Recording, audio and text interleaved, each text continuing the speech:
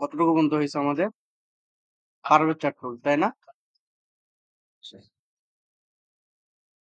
আজকে আমরা দেখব টাইপ টুল সম্পর্কে।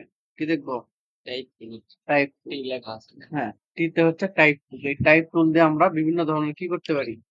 কাজ করতে পারি, তাই না? তাহলে আমরা টাইপ টুলটা সিলেক্ট করলাম। সিলেক্ট করার পর আমাদের এই আর্টবোর্ডে আমরা একটা প্রেস করলাম। করার সঙ্গে সঙ্গে দেখো লরেম ইপসাম নামে একটা অপশন দেখতে হচ্ছে, তাই না? হ্যাঁ, ওটা সম্পূর্ণ সিলেক্ট থাকা অবস্থায় আমি যেটা লিখবো, যেমon DESIGN ডিজাইন লিখলাম আমরা, ঠিক আছে? বা তোমার নাম কি বলো? MOHIT মোহিত লিখলাম, তাই না? তাহলে লেখাটাকে এই সিলেকশন টুল দিয়ে সিলেক্ট করবো আগে। সিলেক্ট করে এটাকে শিফট আর অল্টার চেপে ধরে বড় করতে পারি, ঠিক আছে? কন্ট্রোল জেড দিলাম, অথবা এটাকে সিলেক্ট করে এই যে দেখো, এটা হচ্ছে ফন্ট সাইজ।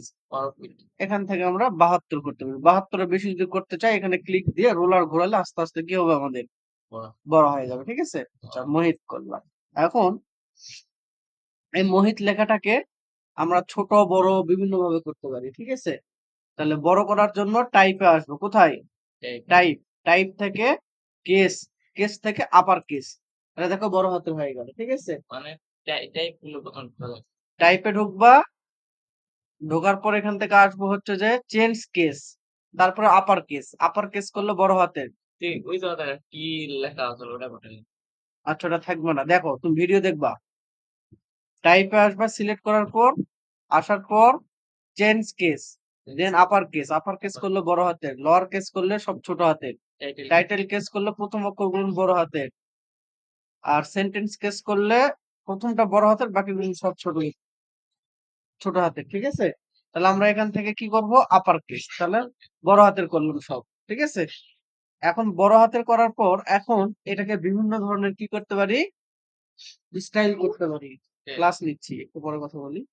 আচ্ছা, বিভিন্ন ধরনের কি করতে পারি আমরা? স্টাইল করতে পারি। এখন কন্ট্রোল টি দিলে ক্যারেক্টার প্যানেল আসবে। কি আসবে? হ্যাঁ, কি দিব? Control T. হ্যাঁ, খাতায় না লেখা রাখবে, এরকম পরবর্তীতে ভুলে গেলে কোনো লাভ হবে না। আচ্ছা, এখন তোমার ব্যাপার, তুমি খাতায় লিখে রাখবা না কি করবো, মনে রাখতে পারলে তার সমস্যা নেই, ঠিক আছে? আচ্ছা, এখান থেকে দেখো ক্যারেক্টার প্যানেল থেকে আমরা ফন্ট গুলোকে পরিবর্তন করতে পারি, অথবা এই যে দেখো উপরে যে যে অপশনটা আছে না, সেট দ্য ফন্ট ফ্যামিলি, আমরা এখানে ক্লিক করব। ক্লিক করলে এখান থেকে দেখো মোহিত অনেক ধরনের ফন্ট আছে। আমরা এই যে এখান থেকে পরিবর্তন করতে পারি। দেখো এখান থেকে দেখো মোহিতের অনেক ধরনের স্টাইল আছে, তাই না? দেখো সব ধরনের আমরা ফন্ট এখান থেকে স্টাইলিশ করতে পারি। আচ্ছা, তাহলে এখন সাপোজ ধরো হ্যাঁ, এখানে এরা প্রত্যেকটা ফন্টের নাম এগুলো, ঠিক আছে? বুঝতে পারছো? হুম। আচ্ছা, তাহলে আমরা এখান থেকে সাপোজ ধরলাম এই মোহিতের এই ফন্টটা আমরা নিলাম, ঠিক আছে? নেয়ার পর এই ফন্টটাকে অল্টার চেপে ধরে একটা কপি করে রেখে দিব, ঠিক আছে? রেখে দেওয়ার পর ডান বাটন ক্লিক করে ক্রিয়েট আউটলাইন করব। হ্যাঁ, ক্রিয়েট আউটলাইন করলে আর কোনো ফন্টে পরিবর্তন করতে পারবো না, ঠিক আছে? এখন আমরা এটাকে আনগ্রুপ করলাম। এখন কি গ্রুপ অবস্থায় আছে না? এটাকে আমরা আনগ্রুপ করলাম।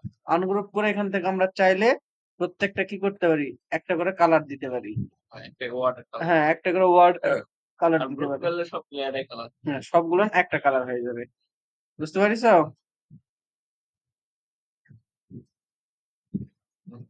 এই যে প্রতিটাতে একটা করে কালার দিয়ে দিলাম আমরা, ঠিক আছে? এখন আমরা সবগুলো সিলেক্ট করে রাইট বাটন ক্লিক, আবার আমরা কি করতে পারি? গ্রুপ করতে পারি। কন্ট্রোল জি দিলে গ্রুপ হয়ে গেল, শর্টকাট। কন্ট্রোল চেপে ধরে জি। হ্যাঁ, হ্যাঁ, তাহলে দেখো গ্রুপ হয়ে গেল, তাই না? আচ্ছা, এখন আমরা এই মোহিত লেখাটাকে বিভিন্ন ভাবে প্রেজেন্টেশন করতে পারি, তাই না? এখন একটা জিনিস দেখো, তোমাকে পাথ ফাইন্ডারের কাজ শেখানো হয়নি। কি কাজ? Path finder. এই যেটা হচ্ছে পাথ ফাইন্ডার। তাহলে পাথ ফাইন্ডার আনার জন্য কোথা থেকে নিয়ে আসবো? উইন্ডোতে যাব। উইন্ডো থেকে আমরা এখান থেকে দেখো নিচের দিকে আসলে এই যে দেখো পাথ ফাইন্ডার।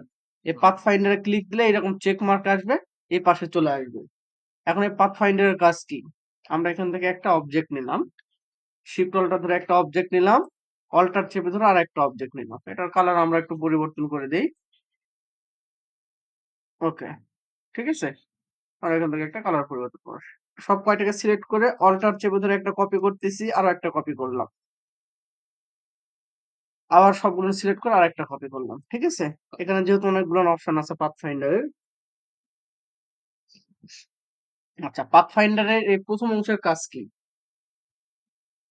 প্রথম অংশের দেখো, পাথফাইন্ডারের এই প্রথম যে অপশনটা আছে এটার নাম হচ্ছে ইউনিট। ইউনিটের কাজ হচ্ছে একত্রিত করা। ইউনিট মানে একত্রিত।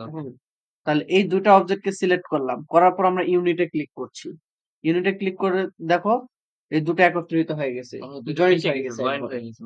আচ্ছা, এখন পরেরটার কাজ হচ্ছে একই রকম হয়। উপরে যে কালার থাকবে সেই কালারেই নিবে। তো ছবি দেওয়া আছে কম্পিউটারে। হ্যাঁ, তারপরে দেখো পাশেরটা, এটা হচ্ছে যে মাইনাস। এটার নাম কি? মাইনাস। আপনি দুইটা অবজেক্টকে সিলেক্ট করে হ্যাঁ মাইনাস করলে দেখো এই যে এতটুকু এই ফাঁকা অংশটুকু কেটে পড়ে গেছে। এখন এই অংশ দুটো সিলেক্ট করো, করার পর এটার নাম কি? এটা হচ্ছে ইনসার্ট, মানে কি ফাঁকা দুই পাশের অংশটা কেটে পড়ে যাবে, মিডলের অংশটুকু থাকবে।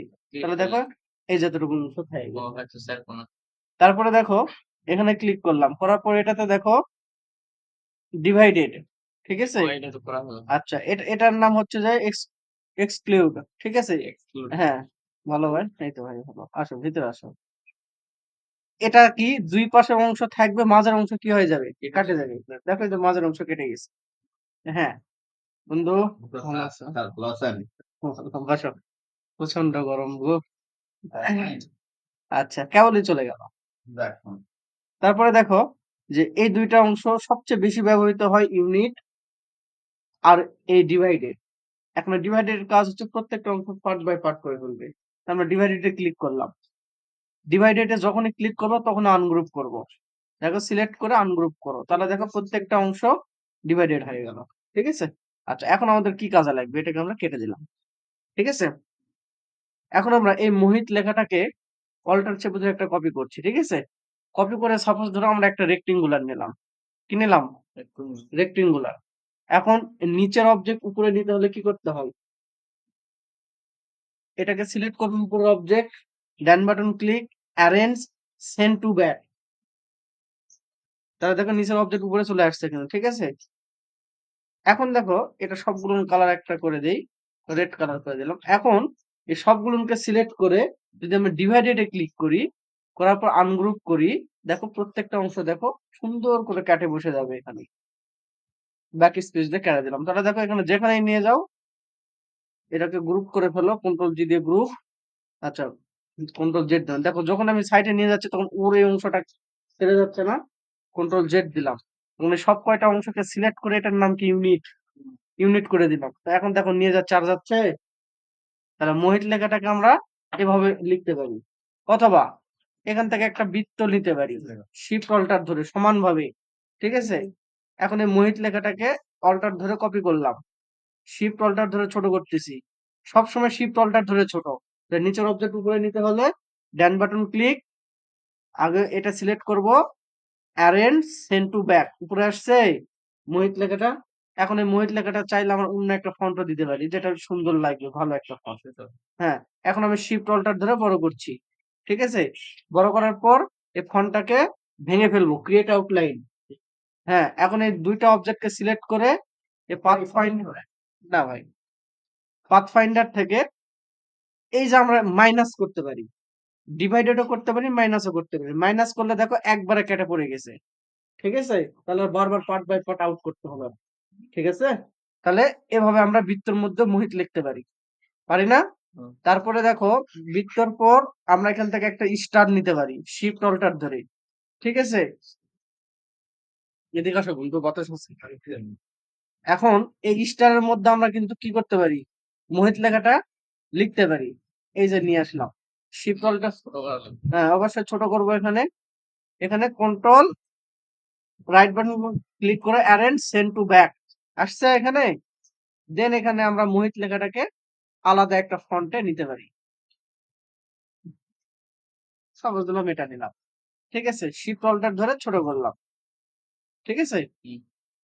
করার পর আমরা এটাকে রাইট বাটন ক্লিক করে ক্রিয়েট আউটলাইন, এই দুইটা অবজেক্টকে সিলেক্ট করে পাথফাইন্ডার থেকে আমরা কি করতে পারি? ডিভাইডেড করতে পারি। আনগ্রুপ করতে পারি। এখন আমরা প্রত্যেকটা অংশ ব্যাক স্পেস দিয়ে একটা একটা করে কেটে দিলাম। চলাম। ঠিক আছে? হইছে? তাহলে এই যে সব কয়টা অবজেক্ট আমরা তৈরি করলাম। এখন আমরা হ্যাঁ, সমানভাবে। তাহলে অবশ্যই এটাকে আমরা ফাইল থেকে সেভ করে নেব। File save as. হ্যাঁ, ডেস্কটপে হোক যেকোনো জায়গায় হোক তোমার নামে যে ফোল্ডার করলা, ফোল্ডার করে মোহিত MOHIT মোহিত লিখলা, লেখার পর এখান থেকে ডিজাইন 01 এরা নাম দিয়ে দিলাম। দেওয়ার পর সেভ করে দিলাম। ঠিক আছে? তাহলে দেখো এই যে মোহিত ডিজাইন 01 সেভ হয়ে গেল। এখন আমরা ফাইল থেকে এক্সপোর্ট অ্যাজ এই সেভ অ্যাজ টাইপ থেকে আমরা জেপিজি এখান থেকে ইউজ আর্টবোর্ড এক্সপোর্ট ওকে। তাহলে দেখো এটা জেপিজি সেভ হয়ে গেল কিন্তু কোথায় আমরা করলাম এই যে মোহিত এই যে জেপিজি। ঠিক আছে? এভাবে আমাদেরকে করতে হবে। ঠিক আছে? বুঝা গেছে? ভিডিও না দেখলে কিন্তু আগে ভিডিও দেখবা, দেখার পর প্রশ্ন করবা। ভিডিও না দেখে প্রশ্ন করা যাবে না। ঠিক আছে?